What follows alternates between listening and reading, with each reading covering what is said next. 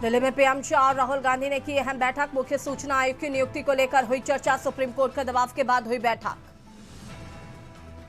Indigo संकट पर केंद्र को दिल्ली हाईकोर्ट की फटकार। कठोर टिप्पणी करते हुए पूछा, आप क्या कर रहे थे? स्थिति पैदा क्यों होने दी? किराया बढ़ाने की छूट कैसे मिली? कथावाचक अनिरुद्धाचार्य की मुश्किलें बढ़ी। महिलाओं के खिलाफ टिप्पणी मामले में परिवार दर्ज। बेटियों पर विवादित बयान पर हिंदू महासभा नेत्री ने की थी शिकायत। सूरज के राज्य टेक्सटाइल मार्केट में भीषण आग। 8वीं मंजिल तक कई दुकानें राख। करीब 100 फायर टेंडर ने मिलकर काबू की आग। देवरिया प्लॉट आवंटन केस में लखनऊ पुलिस का एक्शन। पूर्व आईपीएस अमिताभ ठाकुर गिरफ्तार। गलत आईडी बनाकर नकली दस्तावेजों से आवंटित सरकारी मकान बेचा। बांग्लादेशी रोहिंग्या घुसपैठियों को लेकर यूपी सीएम सख्त। गोरखपुर में तैयार हुआ डिटेंशन सेंटर। शाहपुर रैन बसेरे को डिटेंशन सेंटर में किया गया तब्दील। आप देख रहे हैं के न्यूज, खबरों का सारथी। नमस्कार, देश की बात पे आप सभी का स्वागत है। मैं हूं आपके साथ यशी शुक्ला और रुख करेंगे खबरों का। सूरत के राज टेक्सटाइल मार्केट में लगी भीषण आग।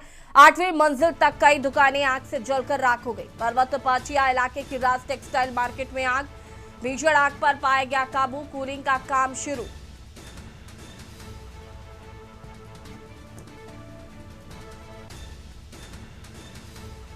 पर्वत पाटिया इलाके की राज टेक्सटाइल का यह मामला, जहां पर भीषण आग पर पाया गया काबू। कूलिंग का काम शुरू।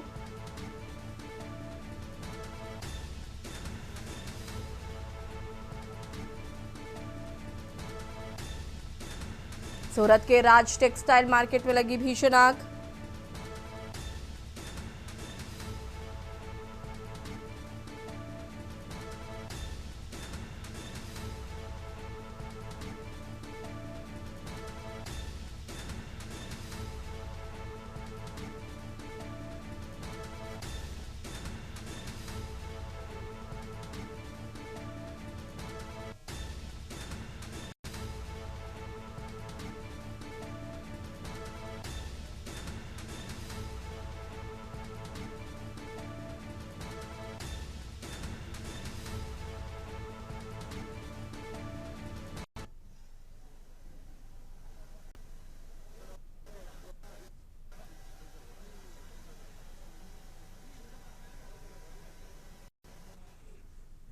कुशीनगर में घने कोहरे ने पसारा पाव। थमी पहियों की रफ्तार। सड़कों पर रेंगते दिखे वाहन। लो विजिबिलिटी से आवागमन में हो रही समस्या।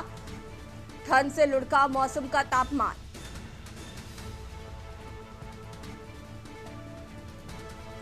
लो विजिबिलिटी से आवागमन में हो रही समस्या।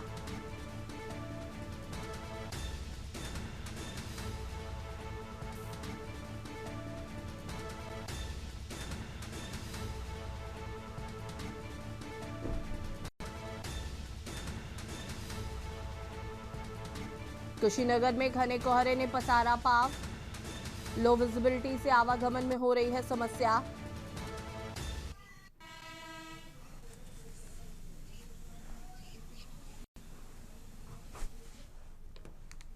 कुशीनगर से खबर, जहां पर मोबाइल टावर पर चढ़ा युवक। प्रेम प्रस्ताव ठुकराने से आहत था युवक। युवक को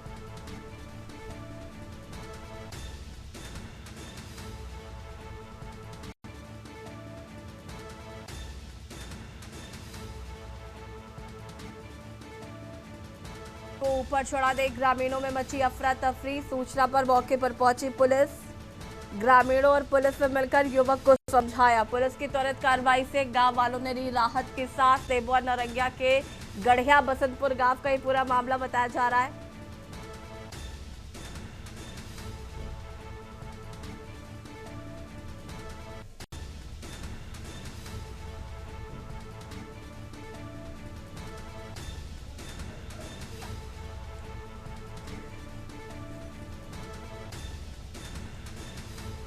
शादी नहीं होगा तो कुछ जाना। अरे और कुशीनगर से खबर, जहां पर संदिग्ध परिस्थितियों में मिला युवक का शव। तुरपट्टी थाना क्षेत्र के सरिसवा का रहने वाला है मृतक। मिर्गी की बीमारी से जूझ रहा था मृतक संजीत। ग्रामीणों की सूचना पर मौके पर पहुंची पुलिस। शव को कब्जे में लेकर विधिक कार्रवाई में जुटी पुलिस। में कस्या सेवरही मान पर मिला युवक का शव।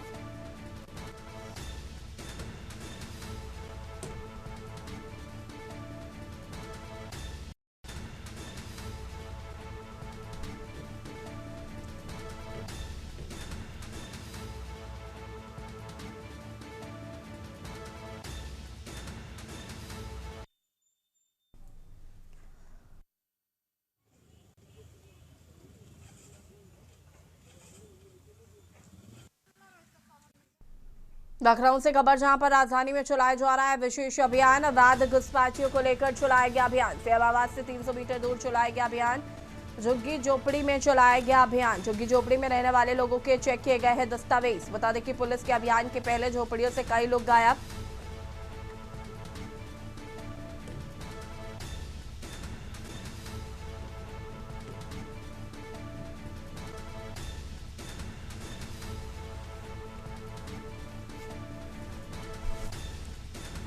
कई लोग हुए गायब। झोपड़ियों से लोग कहा गया, किसी को जानकारी नहीं। इससे पहले भी 160 कर्मी हो चुके हैं लापता। आखिर एकाएक गायब होने वाले लोग कौन हैं? क्या गायब होने वाले लोग बांग्लादेशी या रोहिंग्या हैं? मेयर सुषमा खरगवाल ने पहले ही दावा किया था।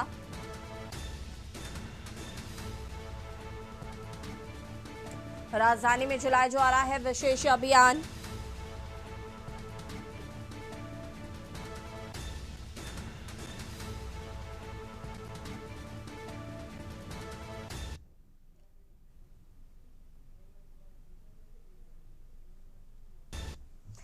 और लखनऊ से खबर आपको बता रहे हैं। लखनऊ से खबर, झुग्गी झोपड़ी में रहने वाले लोगों के चेक किए जा रहे दस्तावेज।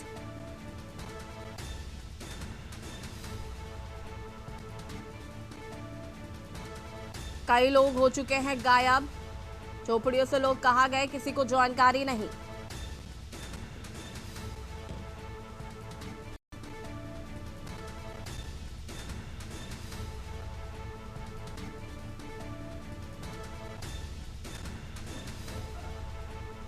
लखनऊ से खबर, राजधानी में चलाया जा रहा है विशेष अभियान।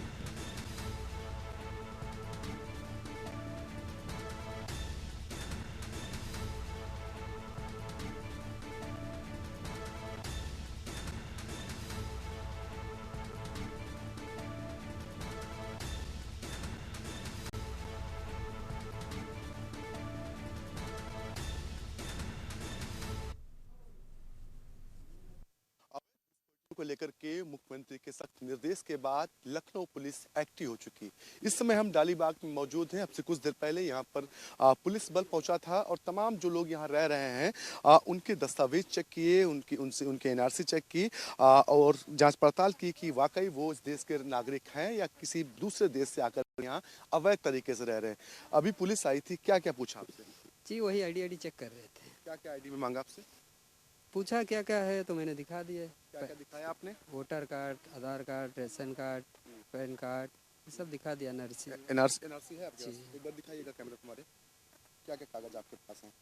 ये देखिए पुलिस का वेरिफिकेशन है। ये इनके पास पुलिस का वेरिफिकेशन है। इसके अलावा तमाम अन्य कागजात भी हैं। एनआरसी भी इनका दावा है। आधार कार्ड भी इनका बना हुआ है। आधार कार्ड कहाँ का आपका बना हुआ है? आसाम का बना हुआ है। और आप यहाँ पर नगर निगम में काम कर रहे हैं? नहीं, जल निगम में जल निगम में कर रहे हैं। क्या काम करते हैं जल निगम में? सफाई का। सफाई काम करते। एनआरसी कहाँ आपकी? पूछताछ की पुलिस ने? जी की है। कहाँ काम करते हैं आप? मैं करता हूँ नगर निगम पे हेल्परी काम। जी। कब से आप लखनऊ रह रहे हैं? मैं लगभग 10-12 साल हो गया। रहने वाले कहाँ के? आसाम के हैं। आसाम में कहाँ के? आसाम बरपड़ा डिस्ट्रिक्ट। जी। अच्छा, एनआरसी वगैरह आपकी है? एनआरसी वगैरह सब है। तो संतुष्ट रहे अधिकारी सारे? हाँ, सब संतुष्ट है। सब लोग कागज वगैरह सब हम लोग फॉर्म हम जमा कर दिया। कब कागज आपसे जमा कराया गया? ये लगभग 3-4 दिन पहले। अभी आप भी और भी लोग हैं, आपसे भी जानकारी मांगी। क्या नाम आपका? शोहा अली। कहाँ के रहने वाले आप? हम लोग आसाम के। आसाम में कहाँ के? लखनऊ करीब हो गया 11 साल। 11 साल से। एनआरसी वगैरह सब आपकी कंप्लीट है? कागज जमा कर दिया आपने? जी, सब जमा। पहले हर साल 2 साल एक बार जमा होता है हम लोग। हर 2 साल जमा होता है? जी। ये वोटर आई कार्ड है, वोटर आई कार्ड है आपका? ये पैन कार्ड है, ये आधार कार्ड है, ये पैन कार्ड है। तो अधिकारियों ने कुछ और भी पुलिस अधिकारियों ने कहा आपसे? जी नहीं, वो कह रहे आईडी फिर से फॉर्म भरो। फिर हम लोग जमा किया, कह रहे ठीक है तुम लोग की आईडी वेरिफिकेशन हो गया। कह रहे ये जो जमीन है ये किसकी जमीन है? ये तो एलडीओ का है। जी जी। कितने साल से जमीन पर रह रहे हैं आप लोग? यहाँ करीब हो गया 10 साल हो गए। जी। तो कभी एलडीए वगैरह नहीं आता यहाँ पर खाली कराने के लिए? नहीं, एलडीए के इसमें कंपनी में काम करते हैं हम लोग। यहाँ जगह दिए, करे तुम लोग यहाँ रहे काम करो, खाली पड़ा है। कितने परिवार यहाँ पर रह रहे होंगे? लगभग 15 परिवार रह रहे हैं। लखनऊ में नगर निगम का कार्ड मिला है ना हम लोगों की, तो कार्ड से बनाए थे। हमारे कार्ड है, दिखा रहे आपको। हाँ बिल्कुल, ये तमाम एक छोटी सी बस्ती है, रहते हैं यहाँ पर हैं। और अब से कुछ देर पहले ही पुलिस के तमाम अधिकारी यहाँ पहुंचे थे, इन्होंने जांच पड़ताल की है। ये ज़मीन जो सरकारी ज़मीन है, जहाँ इन लोगों का कहना है लमसम 10 से 11 साल से रह रहे हैं। हालांकि जब से मुख्यमंत्री ने सख्ती की है और उसके बाद पुलिस, लखनऊ पुलिस खासतौर पर एक्टिव है, एक एक परिवार के पास जाकर के वेरिफिकेशन कर रही है। वेरिफिकेशन में तमाम सवाल पूछ रही है। महिलाएं भी यहाँ मौजूद हैं। पुलिस आई थी अभी, क्या कहा पुलिस ने? पुलिस ने कुछ नहीं कहा था। कागज वगैरह दिखाया? हाँ, कागज दिखाया है। कब से लखनऊ में रह रही हैं आप? लखनऊ में हम लोग 10-12 साल से रह रहे हैं। आप भी काम करती हैं क्या? हाँ, हम कोटी में काम करता है, आदमी भी जल निगम पे काम करता है। तो सारे कागज पुलिस को मुहैया करा दिया? हाँ, आधार कार्ड, वोटर ID, NRC सब पुलिस को दे दिया। बिल्कुल, पुलिस अपने काम में लगी हुई है और दूसरी ओर नगर निगम भी अपने काम में लगा हुआ। जांच पड़ताल हर पहलू पे की जा रही है। काम से या बाहर से कहीं से आकर के यहाँ नौकरी करें, उनका पूरा डेटा मांगा। हालांकि जब डेटा मांगा गया तो बड़ी संख्या में जो कर्मचारी थे वो भाग गए हैं, उनका पता नहीं चल रहा। तो ऐसे में कहीं ना कहीं संदेह पैदा जरूर होता है। लेकिन जो लोग रुके हुए हैं उनका कहना है उन्होंने सभी कागजात जो हैं पुलिस को दिखाए हैं, चाहे वो NRC हो, चाहे वो तमाम अन्य प्रमाण पत्र होते हैं। निश्चित तौर पर जो भी लखनऊ में अवैध रूप से रह रहे हैं उन पर तो कार्रवाई होगी, लेकिन पुलिस सघनता से जांच कर रही। लखनऊ से के न्यूज के लिए अश्विनी कुमार, सहयोगी आदित्य के साथ।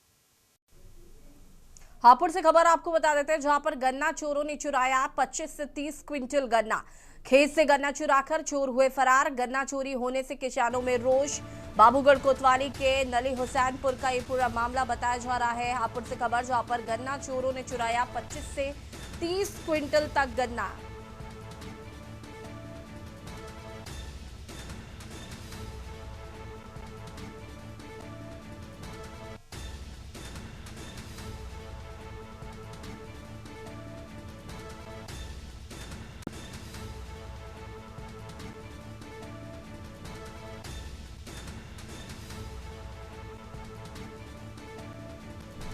गन्ना चोरी होने से किसानों में रोष।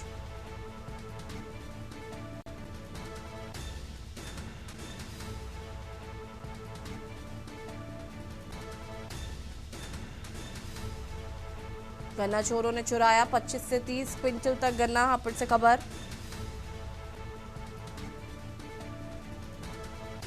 गन्ना चोरी होने की वजह से किसानों में रोष।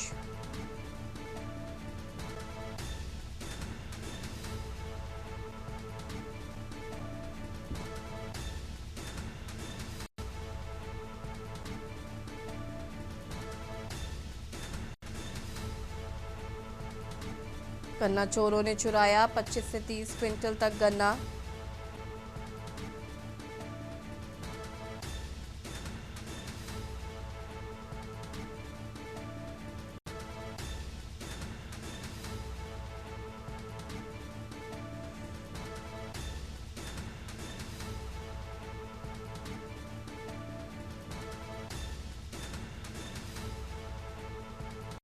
गन्ना चोरों ने चुराया 25 से 30 क्विंटल तक गन्ना। गन्ना चोरी होने से किसानों में रोष।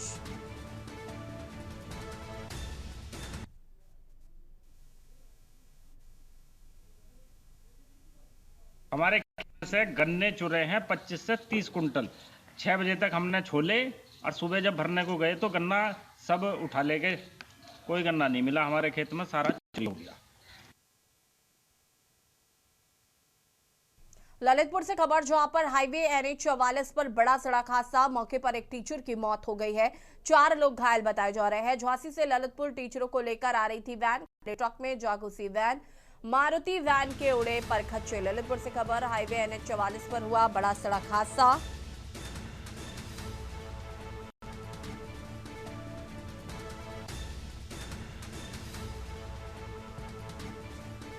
मारुति वैन के उड़े परखच्चे। तालबेहर क्षेत्र के माचीरा तिराहे की यह घटना बताई जा रही है। खड़े ट्रक में जा घुसी वैन।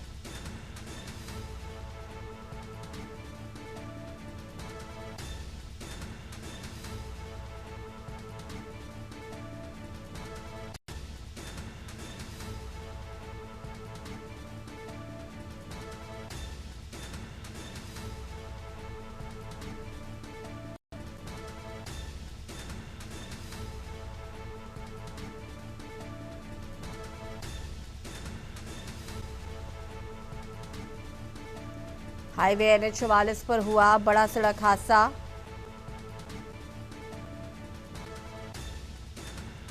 झांसी से ललितपुर टीचरों को लेकर आ रही थी वैन।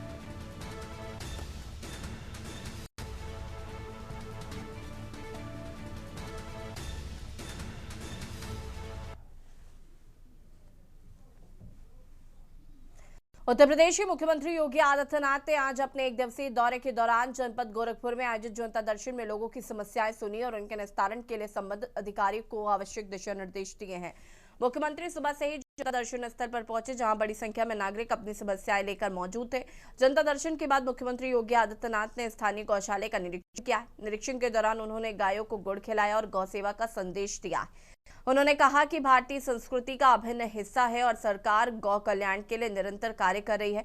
इसके उपरांत मुख्यमंत्री ने परिसर में मौजूद बोरों को दाना खिलाया, जिससे वहां उपस्थित बच्चों और ग्रामीणों में उत्साह दिखाई दिया। पर्यावरण एवं जीव जंतु के संरक्षण के प्रति जागरूकता का प्रतीक बताया।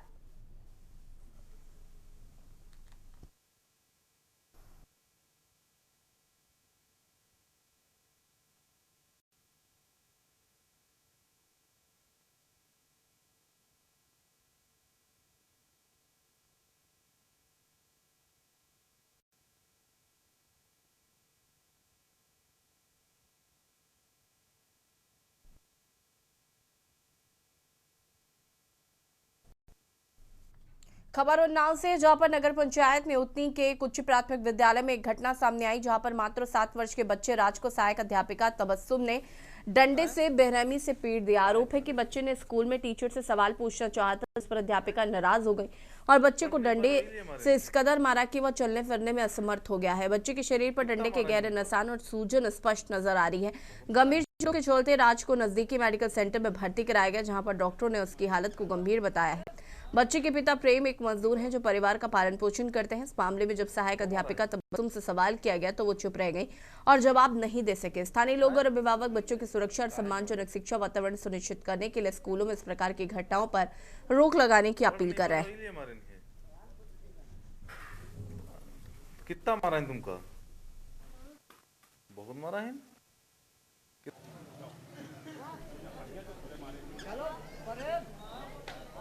तुमका को मारा है?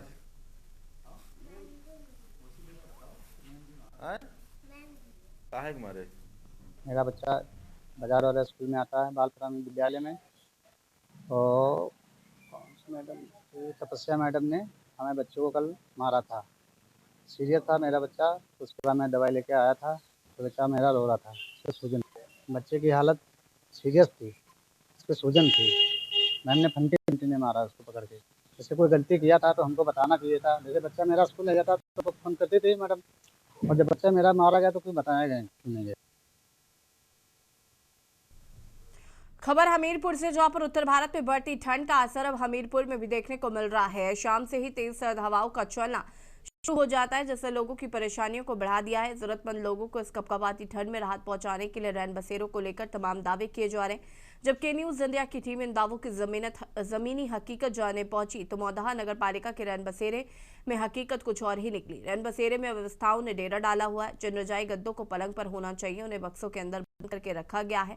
फर्स्ट एड बॉक्स को भी बक्से में रखा गया है। जिन पलंगों को बिछा होना चाहिए था पर चैन लिपटी हुई है। बाथरूम की पानी की पाइपलाइन भी ध्वस्त पड़ी है। नल से टोटी भी गायब है। सवाल करने पर केयरटेकर ने बताया कि जब कोई अधिकारी रैन बसेरा पहुंचता है तो पलंगों को सजा दिया जाता है। बाथरूम में उपयोग के लिए बाल्टी करके पानी रैन बसेरों में लाया जाता है। और मौदहा नगर पालिका के रैन बसेरे की तस्वीर साफ बयां कर रही है कि किस तरह से प्रशासन इस योजना को पलीता लगा रहा है। गरीब आदमी है, हम भी प्राइवेट काम करते हैं सर, बच्चे तो जो हो जाए।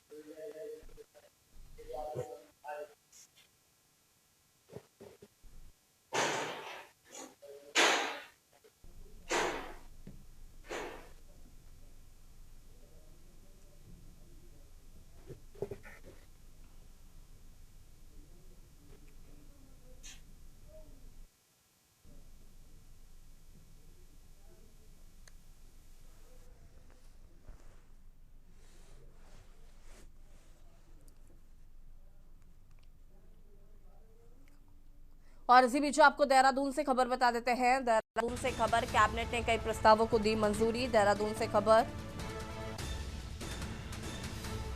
कैबिनेट ने कई प्रस्तावों को दी मंजूरी।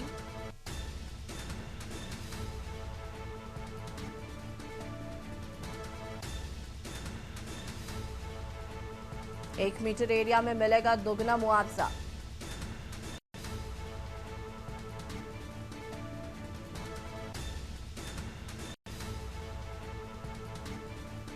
लाइन के नीचे खेत की मुआवजा राशि में भी इजाफा।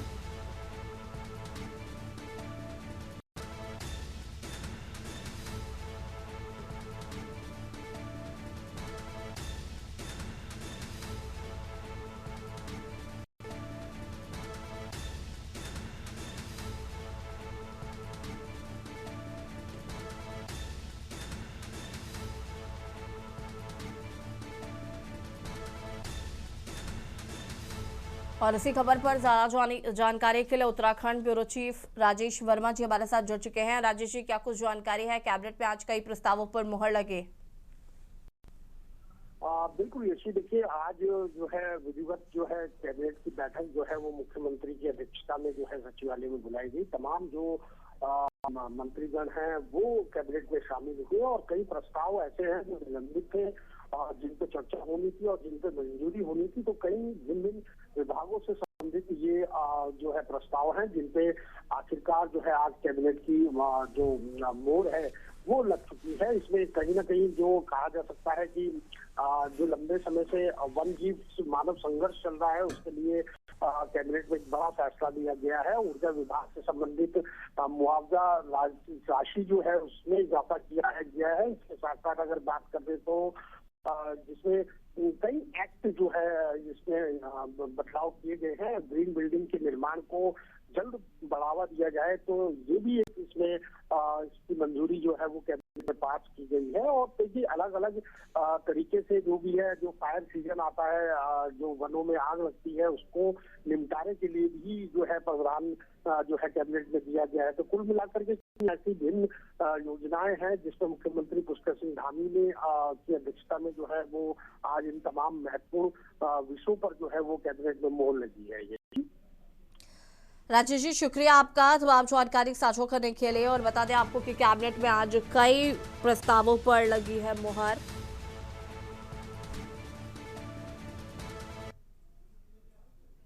रुकिंग छोटे से ब्रेक के लिए जो हाजिर होता है। ब्रेक के बाद एक बार फिर से आप सभी का स्वागत है। राष्ट्रीय शिल्प का आयोजन शिल्पाहट सांस्कृतिक केंद्र परिसर के उत्तर मध्य देत्र और सांस्कृतिक केंद्र प्रयागराज में किया गया। शिल्प मेले का आयोजन संस्कृति मंत्रालय भारत सरकार ने किया। राष्ट्रीय शिल्प मेले का आज समापन होगा। राष्ट्रीय शिल्प मेले का शुभारंभ 1 दिसंबर से प्रारंभ हुआ, जिसका समापन 10 दिसंबर को हुआ। इस मेले का आयोजन लगातार 33 वर्षों से किया जा रहा है। अब तो होती लोक कलाओं के उत्थान के लिए तथा स्वदेशी एवं हस्तशिल्प को प्रोत्साहित करने के लिए इस मेले का आयोजन किया जाता है। मेले में कश्मीर से कन्याकुमारी तक के स्वदेशी एवं हस्तशिल्प से बने उत्पादों के स्टॉल लोगों को अपनी ओर आकर्षित करते हैं। ऐसा प्रतीत होता है मानो पूरा भारत ही सिमटकर राष्ट्रीय शिल्प मेले में समाहित हो गया।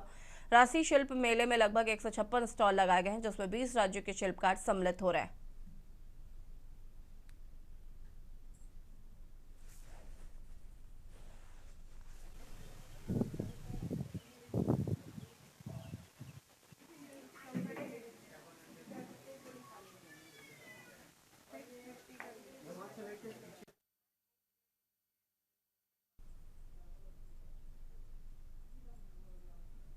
और इसी बीच आपको सीतापुर से खबर बता देते हैं। सीतापुर से खबर, कुएं में उतराता मिला लापता बच्चे का शव।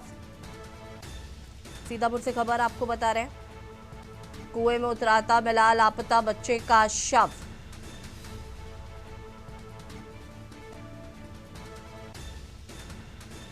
सोमवार को पुलिस ने दर्ज की थी गुमशुदगी।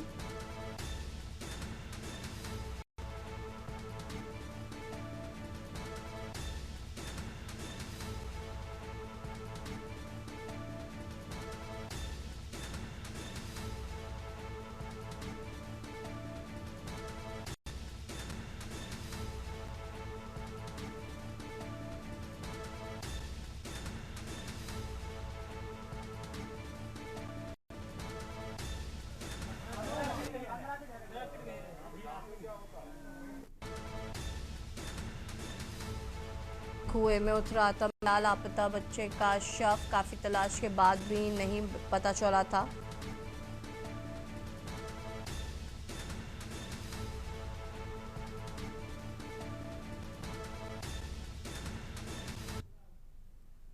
खबर हमीरपुर से, जहां पर उत्तर भारत में बढ़ती ठंड का असर हमीरपुर में भी देखने को मिल रहा है। शाम से ही तेज सर्द हवाओं का चलना शुरू हो जाता है, जिससे लोगों की परेशानियों को बढ़ा दिया है।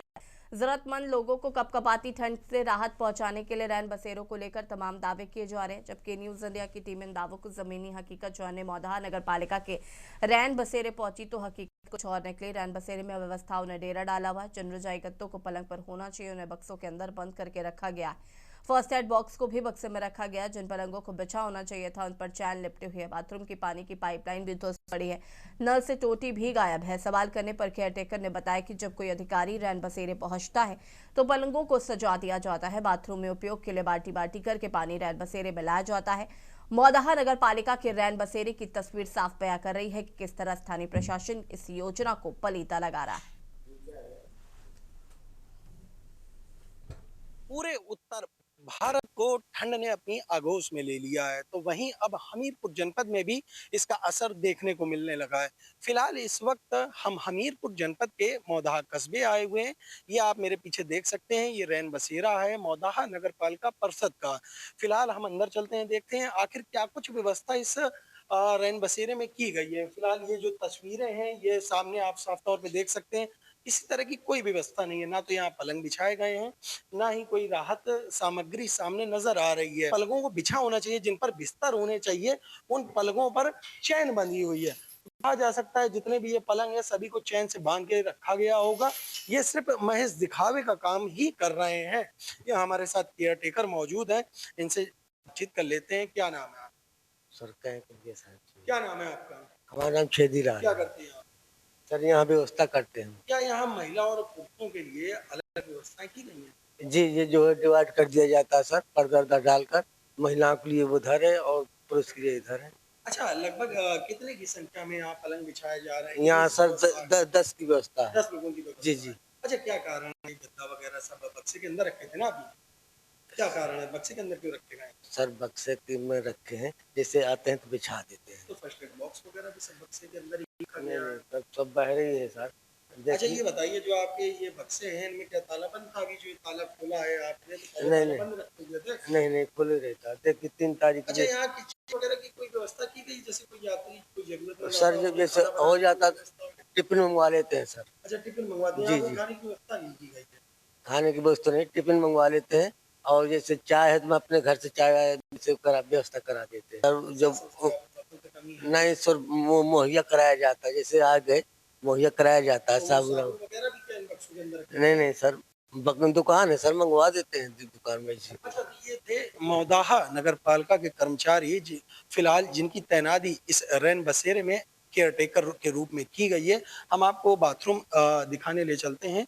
ये शौचालय है रैन बसेरे का, जिसको आप साफ तौर पे तस्वीरें देख सकते हैं, जिसपे जो नल भी लगा है तो नल की टोटी गायब है। वहीं जो केयर टेकर हैं उनका कहना है कि जो पूरी लाइन ये ध्वस्त हो चुकी है, जिसके चलते इसमें टोटी नहीं लगी और जो पानी की व्यवस्था है वो ऐसे ही ये देख सकते हैं बाल्टी बाल्टी करके यहाँ ला के रखा जाता है। तो ऐसे में समझ सकते हैं कि जो यहाँ जरूरतमंद आएंगे उनको कितनी तकलीफों का सामना करना पड़ेगा। फिलहाल जो ये तस्वीरें मौदाहा नगर पालिका परिषद के रैन बसेरे से निकलकर सामने आई है, ये सोचनीय है, क्योंकि कुछ हाल फिलहाल के दिनों में ही जिला अधिकारी हमीरपुर के द्वारा सभी संबंधित अधिकारियों को निर्देशित किया गया था कि तमाम जनपद के जो रैन बसेरे हैं उसको सुव्यवस्थित कर लिया जाए।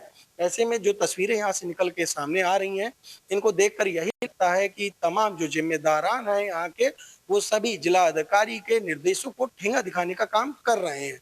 सिद्धार्थ द्विवेदी, के न्यूज इंडिया, हमीरपुर। खबर मऊ से है, जहां पर जनपद में अवैध खनन के खिलाफ लगातार पुलिस अधीक्षक के निर्देश पर कार्रवाई की जा रही है, लेकिन सराय लखनसी थाने में एक सिपाही जो कि अवैध खनन माफियाओं का हमदर्द बनकर अवैध मिट्टी खनन से लदे एक ट्रैक्टर को 20,000 रुपए लेकर छोड़ देता है, जिसकी शिकायत ट्वीट कर आला अधिकारियों सहित मुख्यमंत्री योगी आदित्यनाथ को दी गई है। वहीं आपको बता दें कि शिकायत का ट्वीट सोशल मीडिया पर वायरल हो रहा है, जो वीडियो सीसीटीवी कैमरे में कैद है। मामले को लगभग 15 दिन बीत जाने के बाद भी अभी तक पुलिस के द्वारा कोई कार्रवाई नहीं की गई है। हालांकि थाना अध्यक्ष संजय सिंह ने बताया कि यह मामला हमारी जानकारी में नहीं है, और हम थाने का कार्यभार संभालते हैं। लेकिन अब सवाल यह है कि जब मामले की जानकारी थाना अध्यक्ष को हो गई है तो अब तक कार्रवाई क्यों नहीं हुई? और कहीं ऐसा तो नहीं है कि सराय लखनसी थाने के पुलिस कर्मियों की शह पर अवैध खनन किया जा रहा है? वहीं अवैध खनन करने वालों की लिस्ट भी वायरल है।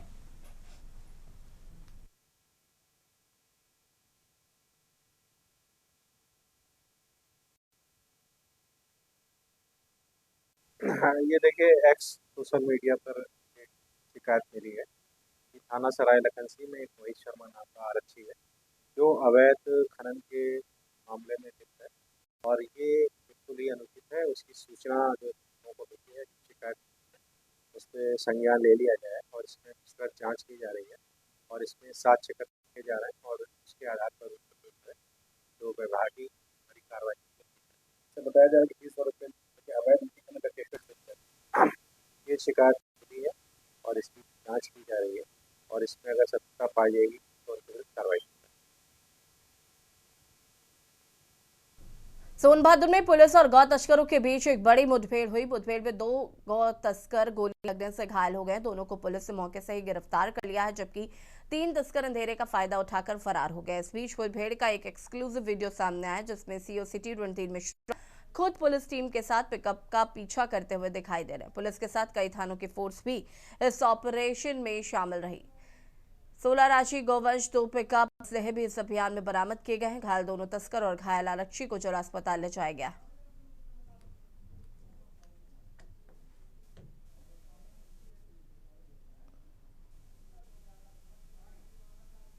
पुलिस अधीक्षक सर सोनभद्र द्वारा चलाए जा रहे अपराधियों के विरुद्ध अभियान के क्रम में आज एसओजी प्रभारी को सूचना प्राप्त हुई कि कर्मा की तरफ से पिकअप में गौवंशों को लाद कर पशु तस्कर मधुपुर की तरफ आ रहे हैं। इस सूचना पे एसएचओ रावर्सगंज, एसएचओ घोरावल और एसएचओ कर्मा ने घेराबंदी शुरू कर दी।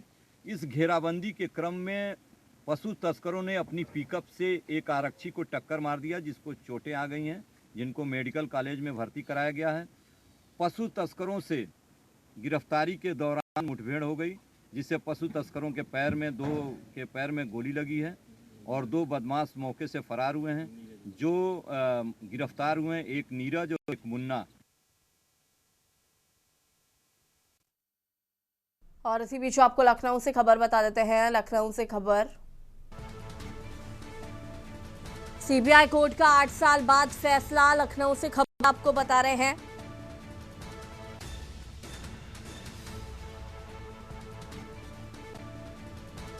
$50,000 की रिश्वत लेते रंगे हाथ पकड़ा गया था। बीबीएयू के यूआईटी में तैनात रहे विजय कुमार को सजा। 8 साल बाद हुई सजा। बीबीएयू के यूआईटी में तैनात रहे विजय कुमार को सजा।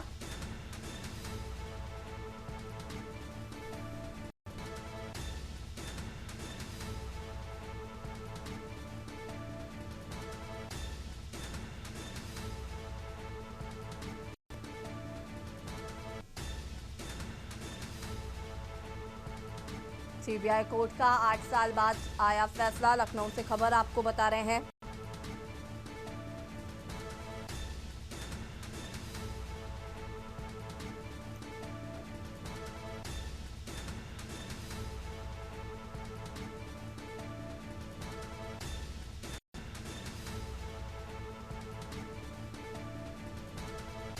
बीबीएयू के यूआईटी में तैनात रहे विजय कुमार को सजा।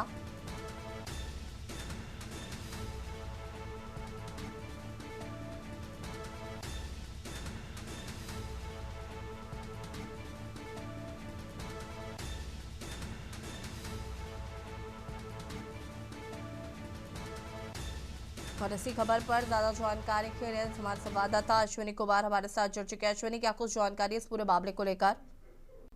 बिल्कुल बता दें आपको, ये पूरा मामला 2017 का है जिसमें केंद्रीय विश्वविद्यालय बाबा साहब भीमराव अम्बेडकर में एक कॉन्ट्रेक्चुअल असिस्टेंट प्रोफेसर हैं जिन्होंने सीबीआई में शिकायत की थी कि उनसे जो एक कर्मचारी हैं जो असिस्टेंट हैं, ऑफिस असिस्टेंट, विजय कुमार वो घूस मांग रहे हैं। निश्चित तौर पर ऐसे में सीबीआई ने अपने इसमें छापेमारी की, जिस दौरान घूस दी जा रही है और 50,000 रुपए घूस लेते हुए रंगे हाथ जो है गिरफ्तार किया था। निश्चित तौर पर लंबे समय तक पूरा केस चलता रहा सीबीआई कोर्ट में। आखिरकार सीबीआई कोर्ट ने 8 साल से लंबे इंतजार के बाद में फैसला सुनाया है, जिसमें बीवी के ऑफिस असिस्टेंट हैं उनको 4 साल की सजा, साथ ही साथ जो है 30,000 रुपए का जुर्माना लगाएगा। निश्चित तौर पर एक बड़ी कार्रवाई सीबीआई की अमूमन देखने को मिलता है पिछले कुछ सालों से कि तमाम सीबीआई के मैसेज आते हैं कि अगर आपको केंद्रीय कोई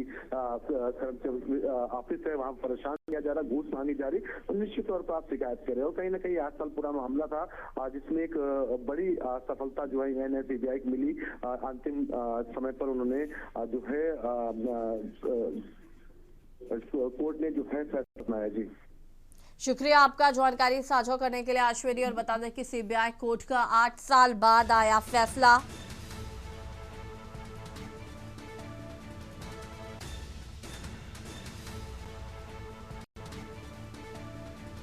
$50,000 की रिश्वत लेते रंगे हाथ पकड़ा गया था।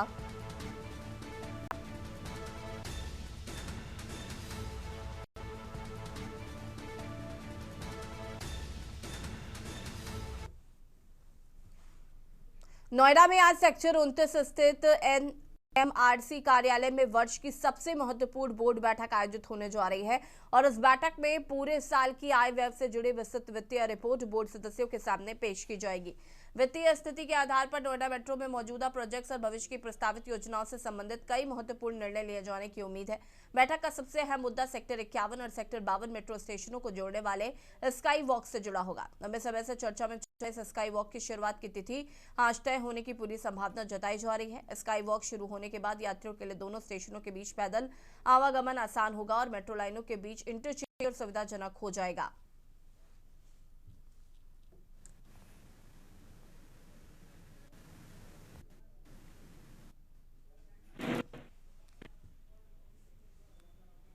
उत्तर प्रदेश के शिक्षा क्षेत्र के लिए बड़ा दिन। वेस्टर्न सिडनी यूनिवर्सिटी अब ग्रेटर नोएडा में अपना नया कैंपस स्थापित करने जा रही है और ये विदेशी विश्वविद्यालय का यूपी में खुलने वाला पहला कैंपस होगा। ग्रेटर नोएडा प्राधिकरण ने इसके लिए 40,000 वर्ग फुट जमीन लीज पर आवंटित कर दी है, जिससे क्षेत्र को ग्लोबल एजुकेशन व इनोवेशन हब बनाने की दिशा में एक बड़ा कदम माना जा रहा है।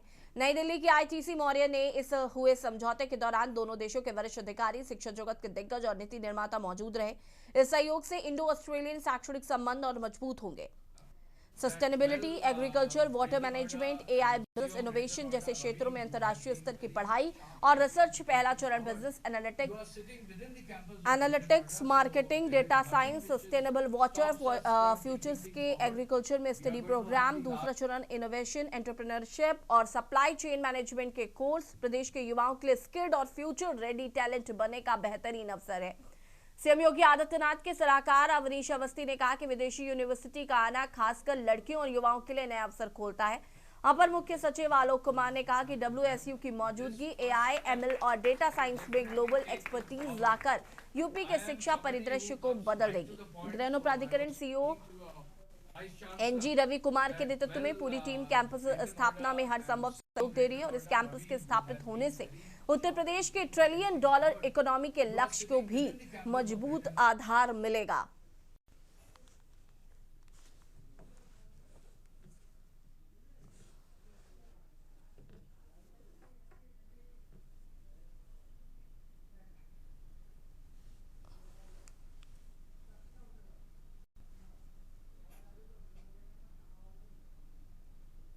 और इसी बीच आपको लखनऊ से खबर बता देते हैं। लखनऊ से खबर, IAS Shailendra Kumar ACEO Yamuna authority बनाए गए हैं। लखनऊ से खबर, IAS Shailendra Kumar ACEO Yamuna authority बनाए गए। गौतम बुद्ध नगर में ओएसडी पद पर तैनात है Shailendra Kumar.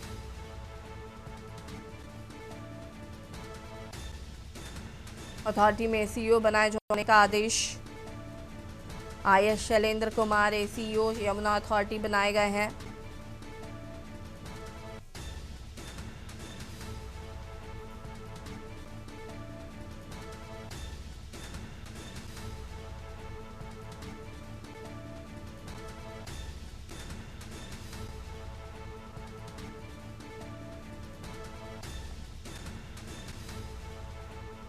IAS Shailendra Kumar ACO Yamuna authority बने।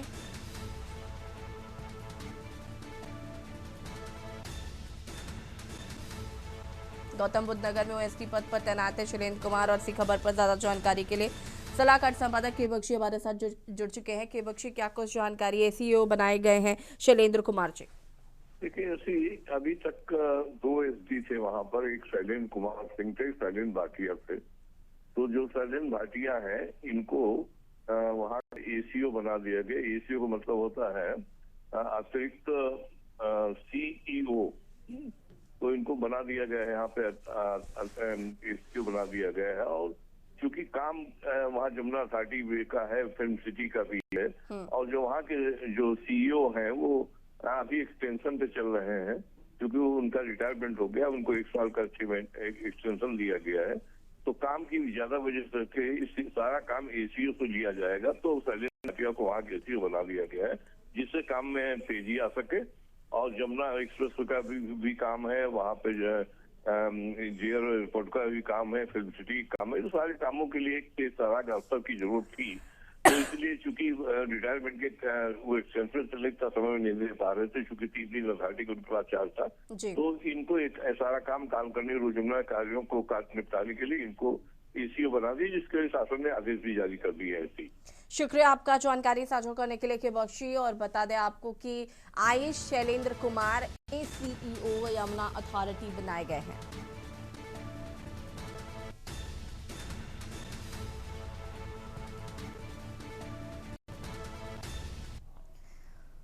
जुला कारागार में शीतकालीन खेल प्रतियोगिता के तहत jail premier cricket league season 5 का आज भव्य शुभारंभ हुआ।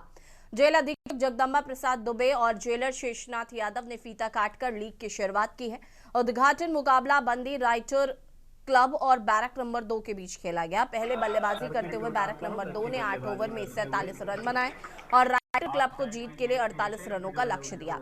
जवाबी पारी में राइटर क्लब की टीम सिर्फ 30 रन पर ऑल आउट हो गई। इस तरह बैरक नंबर 2 ने यह उद्घाटन मैच 17 रनों से अपने नाम कर लिया। शीतकालीन खेल कार्यक्रम के तहत जेल प्रशासन ने वॉलीबॉल, बैडमिंटन, शतरंज, लूडो, कैरम और महिलाओं के लिए अलग अलग खेल प्रतियोगिताएं आयोजित करने की योजना बनाई है।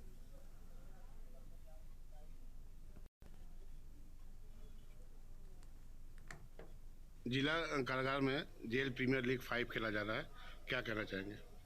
जिला कारागार गाजीपुर में जेल प्रीमियर लीग सीजन 5 चल रहा है। इसके पहले 4 आयोजन हो चुके हैं। प्रतिवर्ष जेपीएल का आयोजन किया जा रहा है। इस बार भी जो है कल दिनांक 9 को जेपीएल का उद्घाटन किया गया। कल एक मैच हुआ है और आगे निरंतर मैच चलते रहेंगे।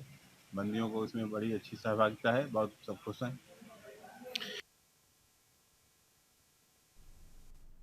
खबर कानपुर से है, जहां पर नौबस्ता थाना क्षेत्र आजाद नगर में रहने वाले 75 साल के संतोष कुमार द्विवेदी और उनकी पत्नी के लिए 7 वर्ष बाद फिर से अपने घर की दहलीज में दाखिला मिला है। पारिवारिक तनाव और बढ़ती प्रताड़ना के बीच उनके पुत्र और पुत्रवधू ने उन्हें साल 2018 में घर के बाहर जाने पर मजबूर कर दिया था। बुजुर्ग दंपति रिश्तेदारों और किराए के कमरों में रहकर अपनी गुजर बसर कर रहे थे। डीएम जितेंद्र प्रताप सिंह की अदालत में सुनवाई के दौरान डीएम ने उनकी गुहार सुनी और उन्हें दोबारा उनके घर में दाखिल करवाया। और शासन को ये भारत सरकार का अधिनियम है और protection of senior citizen rights, तो उसके क्रम में तो शासन ने भी नियमावली 2014 बना रखी है। तो उसमें ये प्रक्रिया है कि जो वरिष्ठ नागरिक है या किसी के माता पिता हैं, तो उनके अधिकारों को संरक्षण दिया जाए। देखा ये जा रहा है कि बहुत सारे प्रकरणों में जो बुजुर्ग माता पिता हो जाते हैं, सास ससुर हो जाते हैं, तो उनके परिवार के लोग उनका ध्यान नहीं रखते हैं, जबकि संपत्ति मूल रूप से उन्हीं की द्वारा दी गई और उनको बाहर भी निकाल दिया था। इसी क्रम में एक प्रकरण आया था संतोष कुमार द्विवेदी जी का। तो एक मकान है जो बड़ी संपत्ति है, उसमें से वही बाहर निकल गए थे, जबकि उनके परिवार की बहुएं वगैरह वहाँ रह रही। तो बहुओं को बाहर निकाले बिना, क्योंकि संपत्ति बड़ा था, संतोष द्विवेदी जी को भी वहाँ पर स्थान दिया है। हाँ, मेरा नाम संतोष कुमार द्विवेदी है। मैं अपने आवास में 9 साल से बाहर रह रहा था, जिसका एप्लीकेशन एक मैंने डीएम साहब के ऑफिस में डाली थी, जिसका निस्तारण किया गया। हम पत्नी सहित अपने आवास में आवासित हैं। बहुत बहुत धन्यवाद है डीएम साहब को और शासन को। और सीधे आपको ले चलते हैं लोकसभा, जहां पर असदुद्दीन ओवैसी क्या कुछ कहना सुन लेते हैं। Supreme Court is seized of CAA. Government issues a foreign exemption order. Why? Because they realize that in this 3.66 lakh there can be people more than the non-Muslims to protect them. You have done it, and then after 5 years CA, you will give them citizenship. That is why I say that this whole exercise, sir, I'm concluding, sir. This is why I say this whole exercise backdoor NRC. Sir, Ambedkar was asked, is India's democracy? He said only in false sense. To be democracy in the substantial sense, political power was held by the most marginalized and the weakest. He repeatedly said political power is the key to social progress. You have only 4% Muslims over here. The ruling party has no Muslim member. If Lok Sabha increase the percentage of OBCs and the caste is there, now it is at the cost of whom? Muslims are not there. They're not being reflected in the secular parties. For example, if Muslim majority seats like Wayanad can elect non-Muslims, surely Raebareli, Amethi, or Etawah can elect Muslims, sir. Coming to this electors, sir. We are only become electors. We are not getting elected. Sir, I'm concluding. Sir, give me 2 minutes, sir, please, sir. Now, coming to this whole donations, BJP got 88% donations, sir. Nearly 2,243 crores. So we the people is now represented by We the Private Limited. I would request this ruling party to please consider adopting a mixed member parliamentary system like Germany. Each voter has 2 votes, one for their MP and one for a political party. A tally is done. First, all local winners get seats, and the rest seats are filled with the overall number of seats. Each party matches roughly percentage. Secondly, sir, delimitation. Don't do delimitation like what you have done in Kashmir and in Assam. Because if BJP is delimitation another game, it has to win. Then the loser is going to other political parties. But the loser will be country's democracy. Sir, right to vote. Ambedkar called it a principal theory of the Constitution. I would demand, I have put a private one's way last assembly, the age of contesting elections for MLA and local should be brought down to 20. Rajya Sabha 25, for Vidhan Sabha 22. Why? Because sir, we have 52% of India's population under the age of 30. What are we giving to them? So that is what I propose. And lastly, sir, I'm including this. Lastly, sir. Sir, I'm just concluding, sir. Lastly, sir, we must build a consensus and make right to vote a fundamental right. I oppose the SIR. This is nothing but backdoor NRC. This is an exercise, a selective exercise to enfranchise people in the name of religion. Thank you, sir. सभापति धन्यवाद। आज का विषय देश के करोड़ों मतदाताओं के सम्मान और उनके लोकतांत्रिक अधिकार से जुड़ा हुआ है। सदन जानता है कि 22 दिसंबर से 30 को बाबा साहब अम्बेडकर लंदन स्थित सेंट जेम्स पैलेस में आयोजित फर्स्ट राउंड टेबल कॉन्फ्रेंस की फ्रेंचाइज उप समिति में अपनी बात रखते हुए उन्होंने स्पष्ट कहा था कि भारत में जिम्मेदार सरकार तभी बन सकती है जब वह उन सभी नागरिकों के प्रति जिम्मेदार हो जिनके जीवन, स्वतंत्रता और संपत्ति पर वह कानून बनाती। और डॉक्टर अंबेडकर ने चेताया था कि सीमित मताधिकार अलग तंत्र को जन्म देगा और सत्ता से दूर होती चली जाएगी। यह चेतावनी केवल भारत के संदर्भ में नहीं थी, बल्कि दुनिया के लोकतांत्रिक व्यवस्थाओं में भी इसका यही संघर्ष चला। ब्रिटेन ने 1928 में सार्वभौमिक वयस्क मताधिकार लागू किया।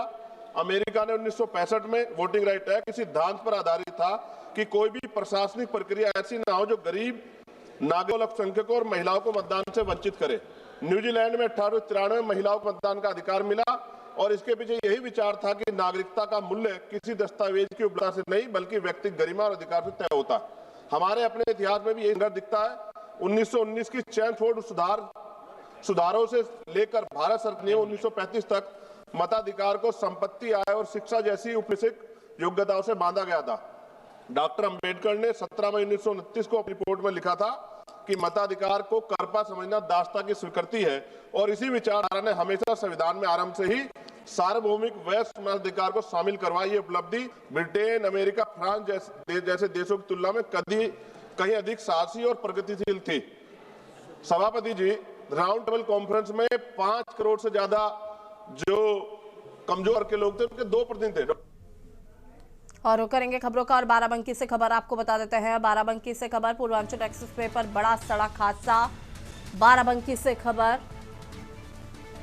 पूर्वांचल एक्सप्रेसवे पर हुआ बड़ा सड़क हादसा। हादसे में 5 की मौत, 6 लोगों के घायल होने की जानकारी। सड़क किनारे खड़ी कार में तेज रफ्तार कार ने मारी टक्कर। बाराबंकी से खबर, पूर्वांचल एक्सप्रेसवे पर हुआ बड़ा सड़क हादसा।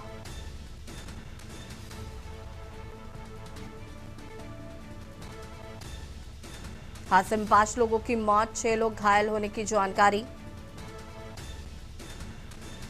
सड़क किनारे खड़ी कार में तेज रफ्तार कार ने मारी टक्कर।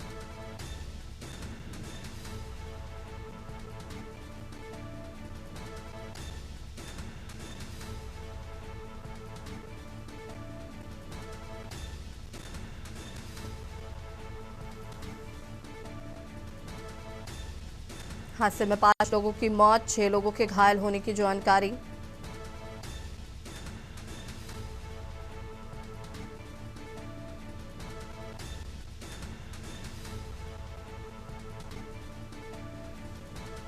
पूर्वांचल एक्सप्रेसवे पर हुआ बड़ा सड़क हादसा, बाराबंकी से खबर। हादसे में 5 लोगों की मौत और 6 लोग घायल हुए हैं।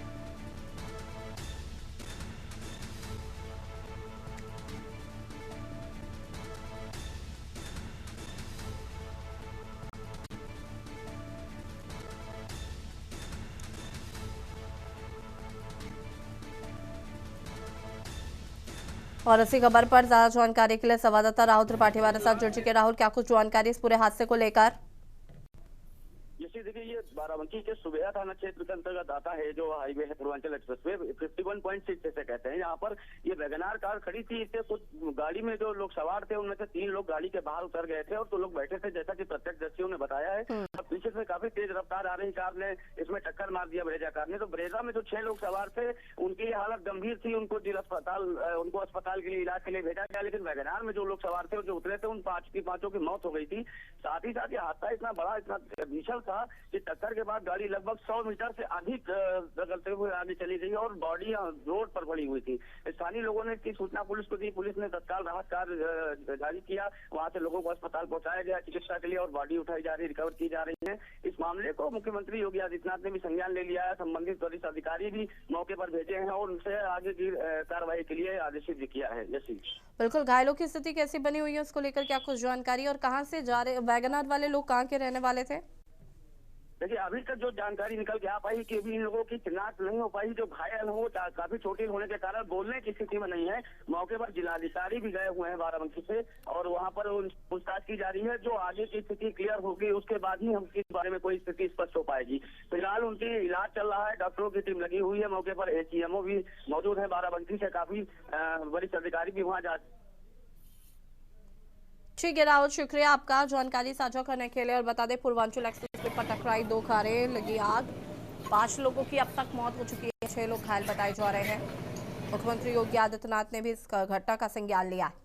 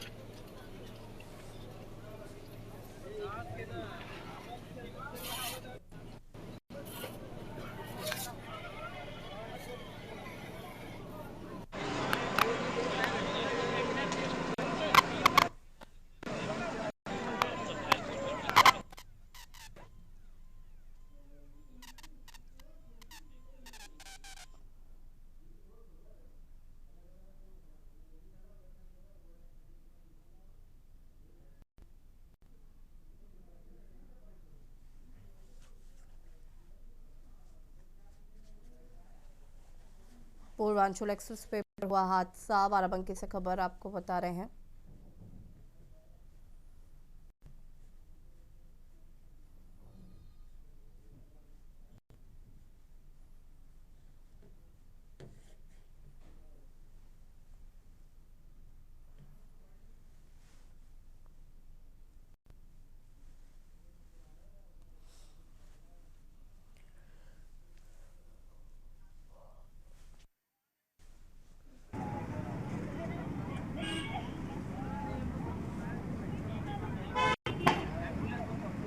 हादसे में 5 लोगों की मौत, 6 लोगों के घायल होने की जानकारी। घायलों का इलाज अस्पताल में जारी है।